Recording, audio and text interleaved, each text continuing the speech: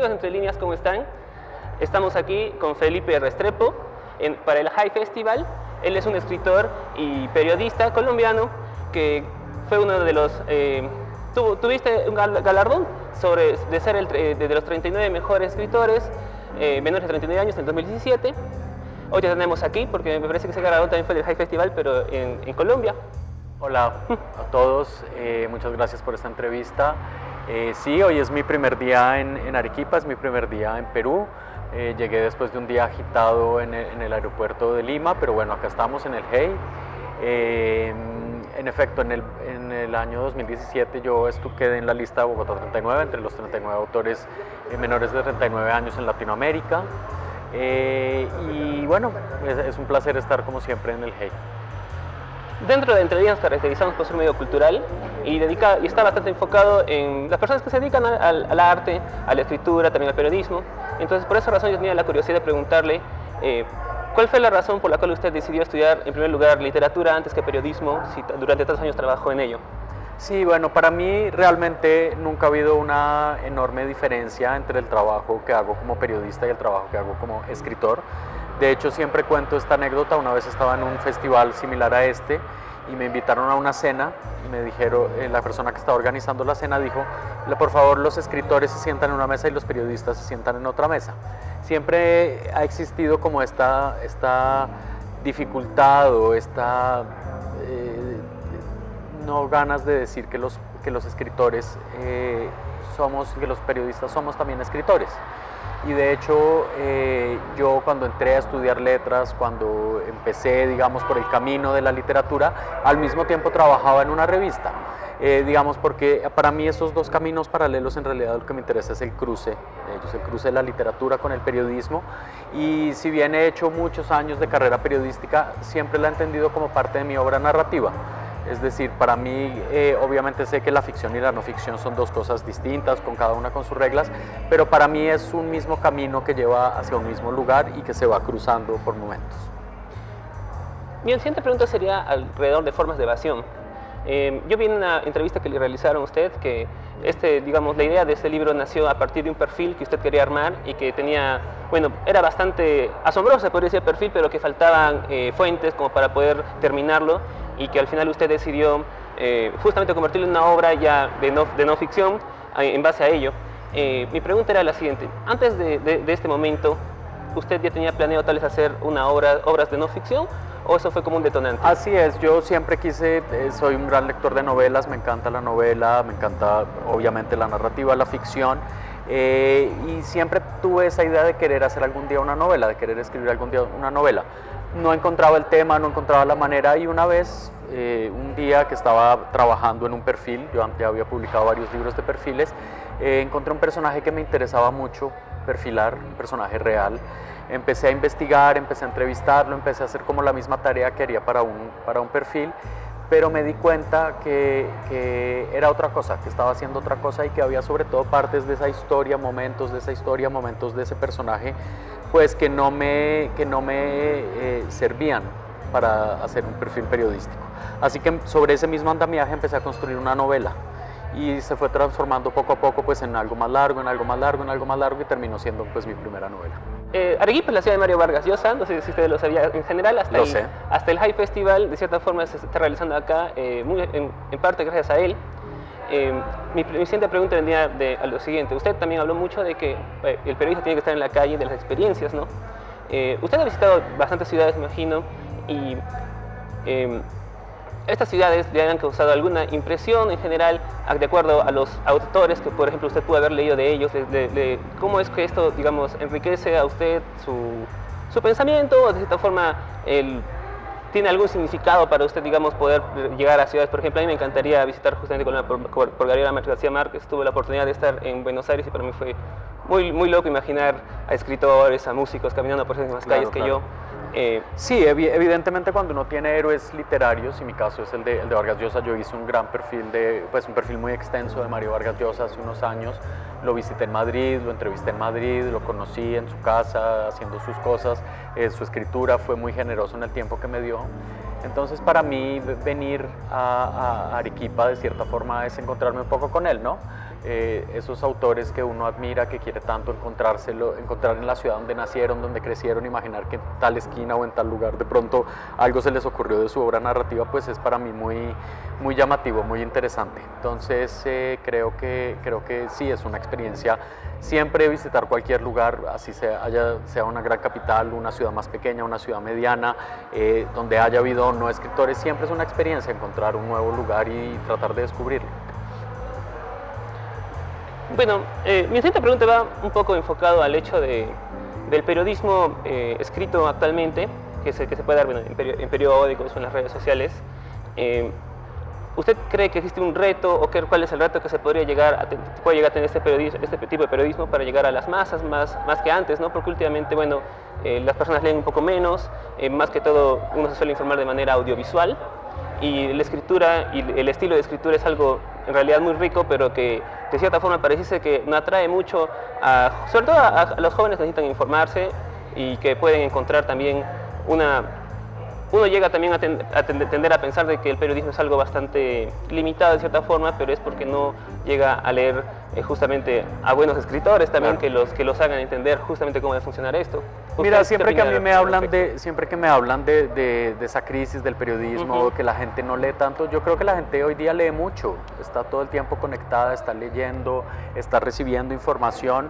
El asunto es que el periodismo ha querido competir con esa velocidad, con esa rapidez, con esa cantidad de información que nos están dando las redes sociales y ha perdido un poco la profundidad, ¿no? Se ha dedicado a leer el mundo de una manera muy superficial y creo que el periodismo lo que tiene que encontrar es la manera de profundizar en cada uno de esos temas, en cada una de las cosas que ocurren, en cada uno de los hechos que ocurren, ¿no? Siempre hay noticias que están ocurriendo, cosas que están ocurriendo y creo que para que el periodismo siga teniendo valor y siga teniendo relevancia, los periodistas debemos obligarnos a hacer un trabajo cada vez más profesional, cada vez más certero, cada vez en busca de más historias emocionantes, de más personajes relevantes y, como te digo, no quedarse en esa superficie, sino realmente irse a la búsqueda de algo. De cierta forma, podríamos decir de que tendríamos que dedicarnos más al periodismo de investigación, a hacer reportajes un poco más, tal vez, más exhaustivos, porque últimamente, por lo menos en nuestros medios que vemos en nuestra ciudad, mucho es de notas informativas, pero que tienen que ser bastante instantáneas por el hecho de que hay una sobrecarga de información. Entonces, lo que usted me comenta es tal vez darle la vuelta a ello, justamente enfocándonos en lo que el periodismo debe hacer, que es una investigación más profunda y que llega más. Sí, yo no tengo, digamos, ningún reparo con que el periodismo sea informativo. De hecho, la base del periodismo es informar, es tener datos verificables y utilizar eso para construir una historia, pero justamente se trata de eso, de construir historias, no simplemente de dar datos, de dar información sin sentido, sin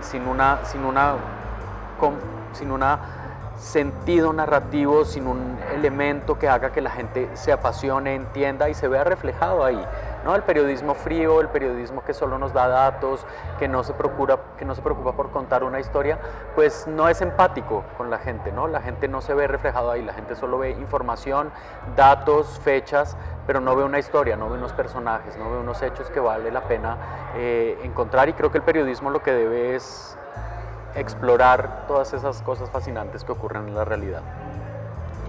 De acuerdo. De acuerdo a un perfil que usted realizó del pintor Luis Caballero, que falleció en el año 95, ¿qué retos tuvo realizar ese perfil? Ya que, lo normal es que para tener un perfil uno pueda llegar hasta, de cierta forma, a verlo presencialmente. Claro, por supuesto. Y en este caso fue, sí lo leí, mucho se basaba también en cartas, en digamos, referencias que las demás personas hablaban de él y que de esa manera se fue construyendo, digamos, su perfil. Creo que este perfil usted lo trabajó durante bastantes años y quisiera saber qué es lo que usted quiso, digamos, qué fue lo más importante que usted quiso preservar en ese perfil y lo que le conllevó también a tanto trabajo, ¿no?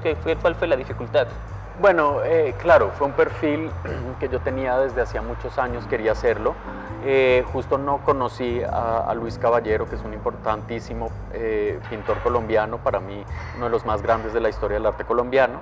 Y yo sabía que quería escribir algo sobre él y quería escribir un perfil, pero no encontraba la manera también para hacerlo, ¿no? Siento que, como te decía, con Formas de Evasión también los trabajos se van dando a medida que uno los va haciendo, no es como que al principio tienes una idea y luego terminas con esa idea exactamente, sino que justamente va variando, va convirtiéndose en otra cosa, va según la investigación, según la gente con la que hables, vas a ir encontrando otras cosas.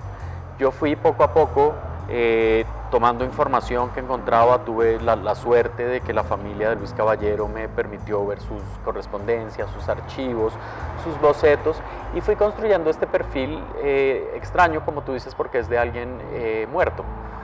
Creo que los perfiles generalmente se hacen sobre personas que uno puede entrevistar, que uno puede conocer, que están ahí al alcance, pero en este caso no, en este caso yo no lo conocí y solo lo pude conocer a través de su trabajo, de sus archivos y de las personas que me hablaban de él. Entonces fue un trabajo muy dispendioso en el que pasé más o menos 10 años, obviamente no 10 años trabajando constantemente, sino 10 años construyendo y construyendo, que era lo que yo quería decir, y fue así como llegué a ese texto final, ¿no?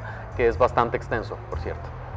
Una de las cosas que me impresionaron bastante fue, bueno, cómo de cierta forma se intuían cierta afinidad del pintor durante su infancia, ¿no? Con las imágenes que él podía ver, religiosas sobre todo, y cómo eso se transformó de cierta forma en erotismo, ¿no? De acuerdo a los cuerpos desnudos, a Jesús siendo golpeado.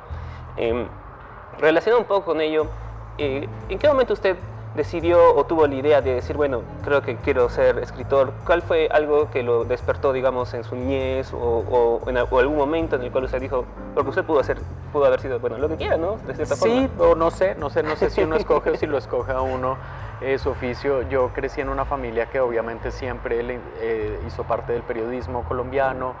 Mi padre es periodista, mi tío es periodista también.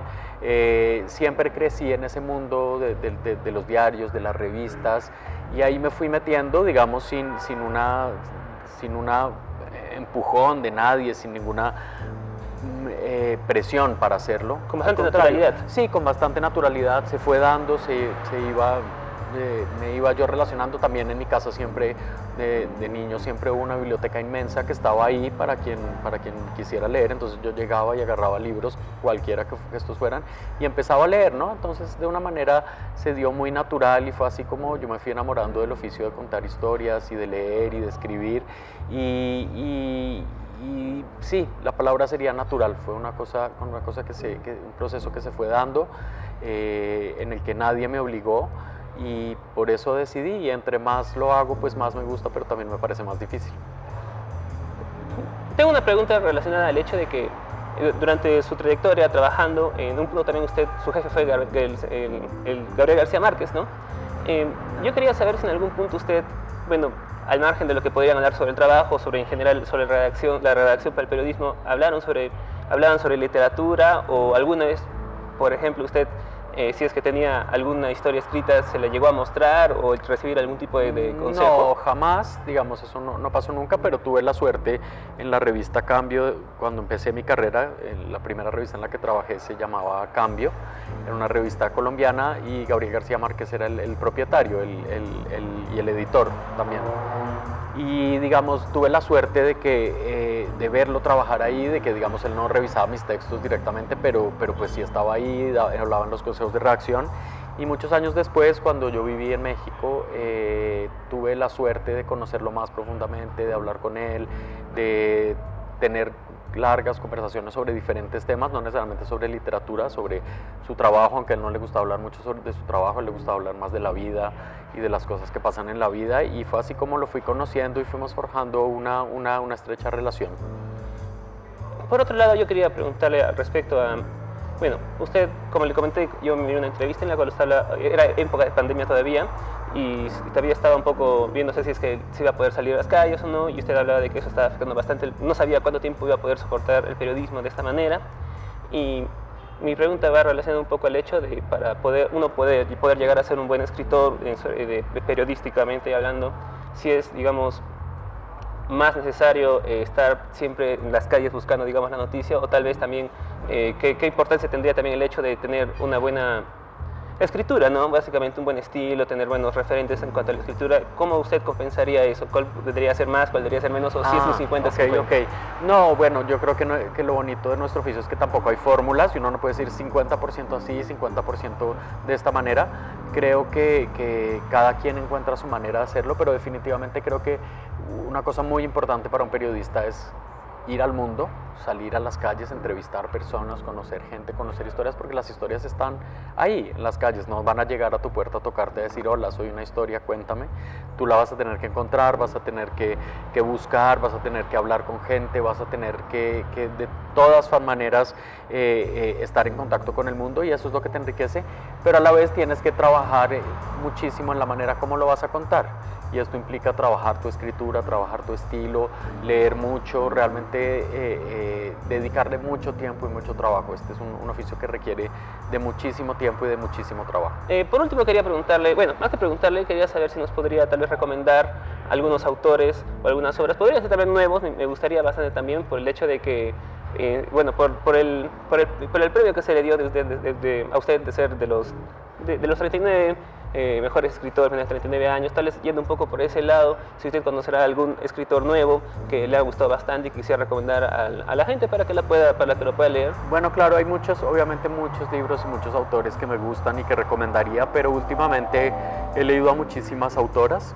Creo que las mujeres, sobre todo en Latinoamérica, están haciendo un trabajo muy respetable, muy interesante. Están dándole a la literatura una nueva vida, lo están llevando hacia lugares muy interesantes. Me gusta muchísimo el trabajo de Mariana Enríquez, me gusta mucho el trabajo de Leila Guerriero, me gusta muchísimo el trabajo de Samantha Schweblin, me gusta muchísimo el trabajo de Fernanda Melchor, de Fernanda Trías, en fin, una generación de autoras que están como cercanas a mi edad y que están haciendo realmente un trabajo que yo encuentro admirable.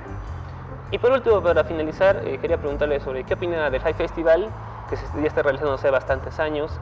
¿Qué opina usted de que también se realice tal vez en esta ciudad, que es Arequipa, que no es la capital de nuestro país, que lleguen tantos intelectuales a esta ciudad?